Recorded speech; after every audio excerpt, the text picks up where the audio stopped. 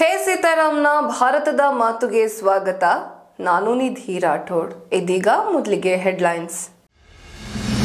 ಆಂಧ್ರಪ್ರದೇಶದ ಸಿಎಂ ಜಗನ್ ಮೋಹನ್ ರೆಡ್ಡಿ ಸಹೋದರಿ ಕಾಂಗ್ರೆಸ್ಗೆ ಸೇರ್ಪಡೆ ಎಲ್ಲರಿಗೂ ಆಶ್ಚರ್ಯ ತರಿಸಿದ ಶರ್ಮಿಳಾ ರೆಡ್ಡಿ ಅವರ ನಡೆ. ಲೋಕಸಭೆ ಚುನಾವಣೆಯ ಪ್ರಚಾರದಿಂದ ನನ್ನನ್ನು ದೂರ ಸರಿಸಲು ಬಿಜೆಪಿ ಆಡ್ತಾ ಇರೋದು ಷಡ್ಯಂತ್ರ.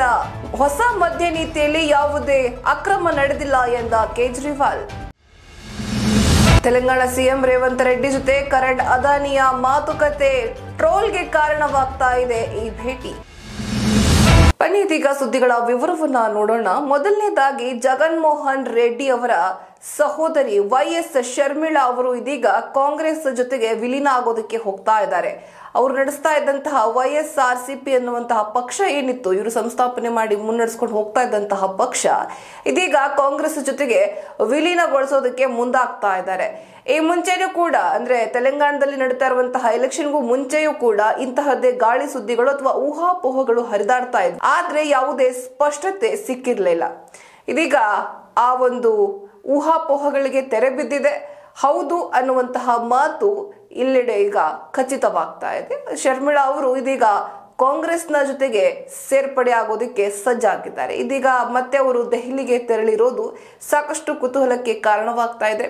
ಮತ್ತೆ ಯಾವ ಹೊಸ ಸುದ್ದಿ ಬರುತ್ತೆ ಅನ್ನೋದಕ್ಕೆ ಜನ ಕಾಯ್ತಾ ಕುಳಿತಿದ್ದಾರೆ. ಬನ್ನಿ ಹಾಗಾದ್ರೆ ಶರ್ಮಿಳಾ ಅವರ ರಾಜಕೀಯ ಜೀವನ ಶುರುವಾಗಿದ್ದೆಲ್ಲಿಂದ, ಅವರು ಪಕ್ಷವನ್ನ ಯಾವ ರೀತಿ ತಯಾರು ಮಾಡಿದ್ರು, ಜೊತೆಗೆ ಯಾವ ಒಂದು ಸಂದರ್ಭದಲ್ಲಿ ರಾಜಕೀಯಕ್ಕೆ ಕಾಲಿಟ್ರು, ಇದೆಲ್ಲದರ ಡೀಟೇಲ್ಸ್ ಅನ್ನ ಕೊಡ್ತೀವಿ ಈ ವರದಿಯಲ್ಲಿ. ಆಂಧ್ರಪ್ರದೇಶದ ಮುಖ್ಯಮಂತ್ರಿ YS ಜಗನ್ ಮೋಹನ್ ರೆಡ್ಡಿ ಸಹೋದರಿ YS ಶರ್ಮಿಳಾ ಅವರು ಕಾಂಗ್ರೆಸ್ಗೆ ಸೇರ್ಪಡೆಗೊಂಡಿದ್ದಾರೆ. ಪ್ರಸ್ತುತ YS ಶರ್ಮಿಳಾ ತೆಲಂಗಾಣದಲ್ಲಿ ಸಕ್ರಿಯವಾಗಿರುವ YSR ತೆಲಂಗಾಣದ ಪಕ್ಷದ ಸಂಸ್ಥಾಪಕ ಮತ್ತು ಅಧ್ಯಕ್ಷರಾಗಿದ್ದಾರೆ. 49 ವರ್ಷದ ಶರ್ಮಿಳಾ ಅವರು ಹೈದರಾಬಾದ್ನಲ್ಲಿ ಪುಲಿವೆಂದುಲಾದಲ್ಲಿ YS ರಾಜಶೇಖರ್ ರೆಡ್ಡಿ ಮತ್ತು ವಿಜಯಮ್ಮ ದಂಪತಿಗೆ ಜನಿಸಿದರು. ಅವರು ರಾಜಕೀಯ ವಾತಾವರಣದಲ್ಲಿ ಬೆಳೆದರು. ಶರ್ಮಿಳಾ ಅವರ ತಂದೆ YS ರಾಜಶೇಖರ್ ರೆಡ್ಡಿ ಅವರು ಅಂದಿನ ಅವಿಭಜಿತ ಆಂಧ್ರದ ಮುಖ್ಯಮಂತ್ರಿಯಾಗಿದ್ದರೆ, ಅವರ ಮಗ ಮತ್ತು ಶರ್ಮಿಳಾ ಅವರ ಹಿರಿಯ ಸಹೋದರ ಜಗನ್ ಮೋಹನ್ ಆಂಧ್ರಪ್ರದೇಶದ ಪ್ರಸ್ತುತ ಮುಖ್ಯಮಂತ್ರಿಯಾಗಿದ್ದಾರೆ. ಶರ್ಮಿಳಾ ಕ್ರಿಶ್ಚಿಯನ್ ಕುಟುಂಬಕ್ಕೆ ಸೇರಿದವರು. ವಾಸ್ತವವಾಗಿ ಅವರ ಪತಿ ಎಂ ಅನಿಲ್ ಕುಮಾರ್ ಉದ್ಯಮಿ ಮಾತ್ರವಲ್ಲದೆ ಕ್ರಿಶ್ಚಿಯನ್ ಧರ್ಮ ಪ್ರಚಾರಕರು ಹೌದು. ಇಬ್ಬರಿಗೂ ಪ್ರೇಮ ವಿವಾಹವಾಗಿತ್ತು. ಇಬ್ಬರು ಮಕ್ಕಳಿದ್ದಾರೆ. ಶರ್ಮಿಳಾ ತಮ್ಮ ರಾಜಕೀಯ ಪಯಣ ಆರಂಭಿಸಿದ್ದು ಸಂಕಷ್ಟದ ಪರಿಸ್ಥಿತಿಯಲ್ಲಿ. ಮೇ 2012ರಲ್ಲಿ ಅವರ ಹಿರಿಯ ಸಹೋದರ ಜಗನ್ ಅವರನ್ನ CBI ಬಂಧಿಸಿತ್ತು. ಸಹೋದರ ಜೈಲಿಗೆ ಹೋದ ನಂತರ ಸಹೋದರಿ ಶರ್ಮಿಳಾ ತಾಯಿ YS ವಿಜಯಮ್ಮ ಜೊತೆಗೆ YSR ಕಾಂಗ್ರೆಸ್ ಪಕ್ಷದ ಪರವಾಗಿ ಪ್ರಚಾರದ ಜವಾಬ್ದಾರಿಯನ್ನು ವಹಿಸಿಕೊಂಡಿದ್ದರು. ಜಗನ್ ಬಂಧನದ ವೇಳೆ ಆಂಧ್ರಪ್ರದೇಶದ 18 ವಿಧಾನಸಭಾ ಸ್ಥಾನಗಳಿಗೆ ಮತ್ತು 1 ಲೋಕಸಭಾ ಸ್ಥಾನಕ್ಕೆ ಉಪಚುನಾವಣೆ ನಡೆಯಬೇಕಿತ್ತು. YSRCP 18 ಸ್ಥಾನಗಳಲ್ಲಿ 15 ಮತ್ತು ಏಕೈಕ ಲೋಕಸಭಾ ಸ್ಥಾನವನ್ನ ಗೆದ್ದಿದೆ. ಇನ್ನು ಶರ್ಮಿಳಾ ಅವರು 2012ರ ಅಕ್ಟೋಬರ್ನಲ್ಲಿ ಕಡಪ ಜಿಲ್ಲೆಯ ಇಡುಪುಲಾಯದಿಂದ 3000 ಕಿಲೋಮೀಟರ್ ಪಾದಯಾತ್ರೆಯನ್ನು ಆರಂಭಿಸಿದ್ರು. ಅವರು ಇದನ್ನ ಆಗಸ್ಟ್ 2019ರಲ್ಲಿ ಇಚ್ಛಾಪುರದಲ್ಲಿ ಪೂರ್ಣಗೊಳಿಸಿದ್ರು. 2019ರ ಏಪ್ರಿಲ್ನಲ್ಲಿ ಆಂಧ್ರಪ್ರದೇಶ ವಿಧಾನಸಭೆ ಚುನಾವಣೆಗೂ ಮುನ್ನ ಮುಖ್ಯಮಂತ್ರಿ ಎನ್ ಚಂದ್ರಬಾಬು ನಾಯ್ಡು ವಿರುದ್ಧ ಬಸ್ ಯಾತ್ರೆ ನಡೆಸುವ ಮೂಲಕ ಶರ್ಮಿಳಾ ಮತ್ತೊಮ್ಮೆ ಗಮನ ಸೆಳೆದಿದ್ರು. ಇತ್ತೀಚೆಗೆ ಮುಕ್ತಾಯಗೊಂಡ ತೆಲಂಗಾಣ ವಿಧಾನಸಭಾ ಚುನಾವಣೆಯ ಸಂದರ್ಭದಲ್ಲಿ ಶರ್ಮಿಳಾ ಅವರು ಕಾಂಗ್ರೆಸ್ನ ಜೊತೆ ಮೈತ್ರಿ ಮಾಡಿಕೊಳ್ಳುತ್ತಾರೆ ಅಥವಾ ಪಕ್ಷವನ್ನ ಕಾಂಗ್ರೆಸ್ನೊಂದಿಗೆ ವಿಲೀನಗೊಳಿಸುತ್ತಾರೆ ಎಂಬ ಊಹಾಪೋಹ ಹರಿದಾಡ್ತಾ ಇತ್ತು.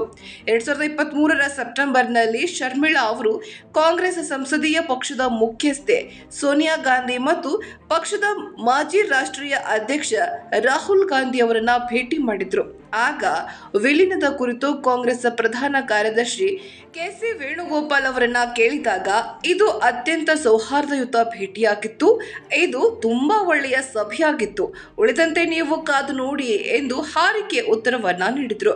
ವರ್ಷದ ಆರಂಭದಲ್ಲಿ ಶರ್ಮಿಳಾ ಪಕ್ಷವನ್ನ ಕಾಂಗ್ರೆಸ್ನೊಂದಿಗೆ ವಿಲೀನಗೊಳಿಸಲು ನಿರ್ಧರಿಸಿದ್ದಾರೆ.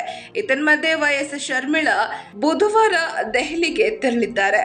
ದೆಹಲಿ ಸಿಎಂ ಅರವಿಂದ್ ಕೇಜ್ರಿವಾಲ್ ರವರಿಗೆ ಪದೇ ಪದೇ ಜಾರಿ ನಿರ್ದೇಶನಾಲಯದಿಂದ ಸಮನ್ಸ್ ಹೋಗ್ತಾನೆ ಇದೆ. ಇದೀಗ ಸರಿಸುಮಾರು 3 ಬಾರಿ ಸಮನ್ಸ್ ಅವರಿಗೆ ತಲುಪಿದೆ. ಆದ್ರೆ 3 ಬಾರಿಯೂ ಕೂಡ ಅವರು ಗೈರಾಗಿದ್ದಾರೆ. ಗೈರಾಗಿದ್ದಕ್ಕೆ ಒಂದು ಸಮರ್ಥನೆಯನ್ನ ಕೂಡ ಕೊಟ್ಟಿದ್ದಾರೆ ಅರವಿಂದ್ ಕೇಜ್ರಿವಾಲ್ ರವರು. ಹೇಳೋದೇನವರು, ಇದು ಹೊಸ ಮದ್ಯ ನೀತಿಯಲ್ಲಿ ಯಾವುದೇ ರೀತಿ ಅಕ್ರಮ ಆಗಿಲ್ಲ, ಯಾವುದೇ ಅಕ್ರಮ ಹಣ ವರ್ಗಾವಣೆ ನಡೆದಿಲ್ಲ. ಬಿಜೆಪಿ ಮಾಡ್ತಾ ಇರುವಂತಹ ಷಡ್ಯಂತ್ರ ಇದು. ನಾನು ಲೋಕಸಭೆ ಚುನಾವಣೆಯಿಂದ ಅಥವಾ ಲೋಕಸಭೆ ಚುನಾವಣೆ ಪ್ರಚಾರದಿಂದ ದೂರ ಉಳಿಸೋದಿಕ್ಕೆ, ನನ್ನನ್ನ ಚುನಾವಣೆಯಿಂದ ದೂರ ಉಳಿಸೋದಿಕ್ಕೆ ಇಂತಹ ಷಡ್ಯಂತ್ರಗಳನ್ನ ರಚಿಸ್ತಾ ಇದೆ ಬಿಜೆಪಿ ಅಂತ ಗಂಭೀರವಾಗಿ ಆರೋಪ ಮಾಡಿದ್ದಾರೆ. ಬನ್ನಿ ಹಾಗಾದ್ರೆ ಅರವಿಂದ್ ಕೇಜ್ರಿವಾಲ್ ರವರ ಈ ಆರೋಪ ಏನಿದೆ ಸರಿಯಾಗಿದ್ಯಾ? ನಿಜಕ್ಕೂ ಬಿಜೆಪಿ ಇಂತಹ ಷಡ್ಯಂತ್ರವನ್ನ ರಚಿಸ್ತಾ ಇದೆಯಾ? ಹಾಗಾದ್ರೆ ಜಾರಿ ನಿರ್ದೇಶನಾಲಯ 3 ಬಾರಿ ಸಮನ್ಸ್ ಕೊಟ್ಟರೂ ಕೂಡ ಕೇಜ್ರಿವಾಲ್ ರವರು ಹೋಗಿ ಹಾಜರಾಗದೇ ಇದ್ದದಕ್ಕೆ ಯಾವ ಕ್ರಮವನ್ನ ಕೈಗೊಳ್ಳುತ್ತೆ ನೋಡೋಣ. ಲೋಕಸಭೆ ಚುನಾವಣೆಯಲ್ಲಿ ನಾನು ಪ್ರಚಾರ ಮಾಡುವುದನ್ನ ತಡೆಯಲು ಬಿಜೆಪಿ ಬಯಸಿದೆ. ಆದ್ದರಿಂದ ಜಾರಿ ನಿರ್ದೇಶನಾಲಯದಿಂದ ಸಮನ್ಸ್ ಕೊಡಿಸುವ ಕೆಲಸ ಮಾಡ್ತಾ ಇದೆ. ಜೊತೆಗೆ ನನ್ನನ್ನು ಬಂಧಿಸುವ ಸುದ್ದಿ ಹಬ್ಬಿಸಲಾಗುತ್ತಿದೆ ಎಂದು ದೆಹಲಿ ಮುಖ್ಯಮಂತ್ರಿ ಅರವಿಂದ್ ಕೇಜ್ರಿವಾಲ್ ಆರೋಪಿಸಿದ್ದಾರೆ. ಹೊಸ ಮದ್ಯ ನೀತಿಯಲ್ಲಿ ನಡೆದಿದೆ ಎನ್ನಲಾದ ಅಕ್ರಮ ಹಣ ವರ್ಗಾವಣೆ ಪ್ರಕರಣಕ್ಕೆ ಸಂಬಂಧಿಸಿದಂತೆ ಜಾರಿ ನಿರ್ದೇಶನಾಲಯದಿಂದ ಅರವಿಂದ್ ಕೇಜ್ರಿವಾಲ್ಗೆ ಸಮನ್ಸ್ ನೀಡಿತ್ತು. 3ನೇ ಸಮನ್ಸ್ ಬಳಿಕವೂ ವಿಚಾರಣೆಗೆ ಗೈರಾದ ಬಳಿಕ ಅವರು ಮೊದಲ ಬಾರಿಗೆ ಪ್ರತಿಕ್ರಿಯೆ ನೀಡಿದ್ದಾರೆ. ಹೊಸ ಮದ್ಯ ನೀತಿಯಲ್ಲಿ ಯಾವುದೇ ಭ್ರಷ್ಟಾಚಾರ ನಡೆದಿಲ್ಲ. ಬಿಜೆಪಿ ನನ್ನನ್ನು ಬಂಧಿಸಲು ಬಯಸ್ತಾ ಇದೆ. ನನ್ನನ್ನ ದೊಡ್ಡ ಆಸ್ತಿ ನನ್ನ ಪ್ರಾಮಾಣಿಕತೆ ಮತ್ತು ಅವರು ಅದನ್ನ ನಾಶಪಡಿಸಲು ಬಯಸುತ್ತಾರೆ ಎಂದು ಕೇಜ್ರಿವಾಲ್ ವಾಗ್ದಾಳಿ ನಡೆಸಿದ್ದಾರೆ. ನನಗೆ ಸಮನ್ಸ್ ಕಳುಹಿಸುವುದು ಕಾನೂನು ಬಾಹಿರ ಎಂದು ನನ್ನ ವಕೀಲರು ಹೇಳಿದ್ದಾರೆ. ಬಿಜೆಪಿಯ ಉದ್ದೇಶ ನನ್ನ ತನಿಖೆಯಲ್ಲ, ಆದರೆ ಲೋಕಸಭೆ ಚುನಾವಣೆಗೆ ಪ್ರಚಾರ ಮಾಡಲು ಬಿಡುವುದಿಲ್ಲ.